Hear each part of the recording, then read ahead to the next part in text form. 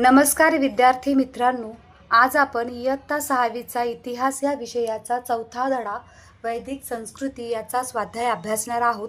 चला तर स्वाध्याय सोडवायला सुरुवात करूया.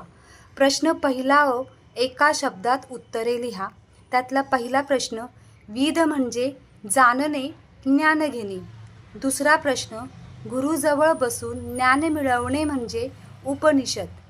तिसरा प्रश्न, ज्येष्ठ व्यक्तीचे मंडळ म्हणजे सभा. अ गटाच्या प्रश्नांची ब गटात उत्तरं आपल्याला शोधायची आहेत. त्या जोड्या लावून दिलेल्या आहेत. पुढील प्रश्न पाहूया. प्रश्न दुसरा, संकल्पना चित्र पूर्ण करा. त्यात आश्रमाचे 4 टप्पे दिलेले आहेत. पहिला टप्पा ब्रह्मचर्याश्रम, दुसरा टप्पा गृहस्थाश्रम, तिसरा टप्पा वानप्रस्थाश्रम आणि शेवटचा आणि चौथा टप्पा म्हणजे संन्यासाश्रम. ब प्रश्न आहे, टिपा लिहा. त्यातली पहिली टीप आहे वैदिक कालीन शिक्षण व्यवस्था. वैदिक काळात शिक्षण ही समाजातील अत्यंत महत्त्वाची गोष्ट मानली जात असे. विद्यार्थ्यांना गुरुकुल पद्धतीने शिक्षण दिले जात असे. म्हणजेच ते गुरुच्या आश्रमात राहून शिकत, गुरूंसमोर बसून अध्ययन करत.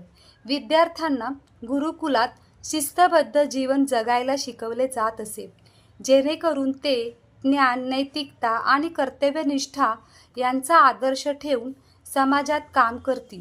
पुढची टीप आहे वैदिक कालीन आर्थिक जीवन.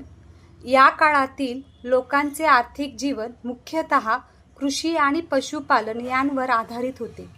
गहू, सातू, तांदूळ आणि इतर धान्य ते पिकवत असत. वैदिक काळात पशूंना अत्यंत महत्त्वाचे स्थान होते. शेतीशिवाय इतर अनेक व्यवसाय प्रचलित होते. पशुपालन, धातुकाम, कुंभारकाम, विणकाम, सुवर्णकाम आणि रथनिर्मिती हे काही महत्त्वाचे उद्योग होते. प्रश्न तिसरा, वैदिक समाजातील स्त्रियांचे स्थान. पूर्ववैदिक काळात स्त्रियांना समाजात सन्मानाचे स्थान होते. त्यांना शिक्षण घेण्याचा अधिकार होता. त्यांना पुरुषांप्रमाणेच वेद अध्ययनाची मुभा होती.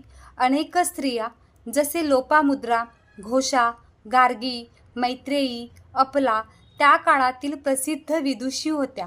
धार्मिक विधी, यज्ञयाग यात सक्रियपणे भाग घेत.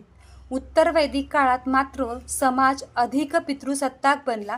स्त्रियांच्या शिक्षण व स्वातंत्र्य यावर बंधनं आली.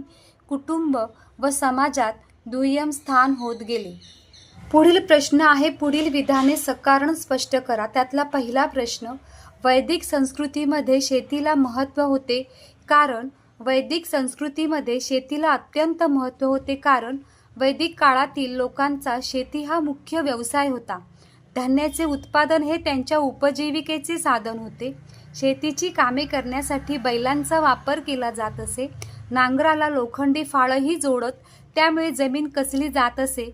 यावरून वैदिक काळातील शेती प्रगत असल्याचे समजते. त्यानंतर दुसरा प्रश्न आहे, वैदिक काळातील समाजात स्त्रियांचे स्थान सन्मानाचे होते. ह्याचं कारण मुद्द्यांमध्ये पाहूया. आकडा 1, वैदिक काळात स्त्रियांना शिक्षणाची समान संधी उपलब्ध होती. त्यांनी वेद व शास्त्राचा अभ्यास केला होता. दुसरा मुद्दा, लोपामुद्रा, गार्गी आणि मैत्रेयी यांसारख्या विद्वान स्त्रियांचा उल्लेख वैदिक साहित्यात आढळतो, ज्यांनी सूक्ताची रचना केली होती. तिसरा मुद्दा, कौटुंबिक आणि धार्मिक कार्यात स्त्रियांना पुरुषांच्या बरोबर स्थान दिले जाई. कोणत्याही धार्मिक विधीमध्ये पत्नीचा सहभाग अनिवार्य मानला जात असे. पुढील प्रश्न पाहूया. वैदिक काळातील मनोरंजनाची साधने व वर्तमान काळात मनोरंजनाची साधने ह्यातील साम्य आणि फरक यांचे मुद्दे आपल्याला इथे मांडायचे आहेत. तर पहिलं आपण साम्य पाहूया. साम्य गोष्टी कोणत्या होत्या वैदिक काळाच्या मनोरंजनामध्ये आणि आत्ताच्या वर्तमान काळातील मनोरंजनात? तर पहिला आकडा, संगीत आणि नृत्य.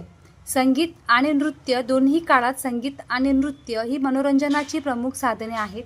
वैदिक काळात वीणा, मृदंग, शंख आणि बासरी यांसारखी वाद्ये होती. आजही अशा विविध वाद्यांचा वापर होतो. दुसरा मुद्दा पाहूया, खेळ. मैदानी खेळ आणि कुस्ती यांसारखे शारीरिक कसरतीचे खेळ दोन्ही काळात लोकप्रिय आहेत. सण आणि उत्सव या बाबतीत साम्य पाहूया. दोन्ही काळात सण, धार्मिक उत्सव, मेळावे यामध्ये लोकांचे मनोरंजन होते. आता पुढे दोन्ही काळातील फरकाचे मुद्दे पाहूया.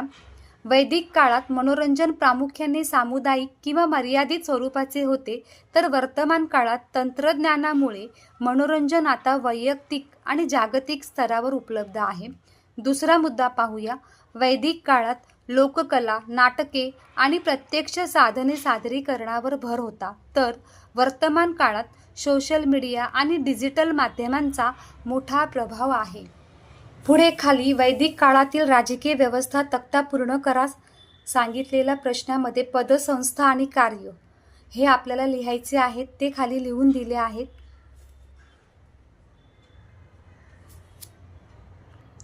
पुढील प्रश्न पाहूया. योग साधना केल्यानंतर आपल्या जीवनशैलीत कोणते बदल येऊ शकतील? तर त्यातील काय बदल येतील ते पुढे पाहूया आपण. उत्तरात पहा, योग साधनेमुळे आपल्या जीवनशैलीत सकारात्मक बदल होतात. याचे फायदे पुढीलप्रमाणे आहेत. पहिलं म्हणजे शारीरिक आरोग्य. शरीरातील लवचिकता वाढते, स्नायू बळकट होतात आणि रोगप्रतिकारक शक्ती वाढते. दुसरा मुद्दा मानसिक शांतता. तणाव, चिंता आणि निराशा कमी होऊन मन प्रसन्न आणि शांत राहते. पुढचा शेवटचा मुद्दा शिस्त आणि दिनचर्या. झोपण्याची आणि जेवण्याची वेळ सुधारते, ज्यामुळे एकूण जीवनशैली अधिक शिस्तबद्ध होते. इथे आपला स्वाध्याय पूर्ण झाला आहे. स्वाध्याय पूर्ण पाहिल्याबद्दल तुम्हा सर्वांचे धन्यवाद.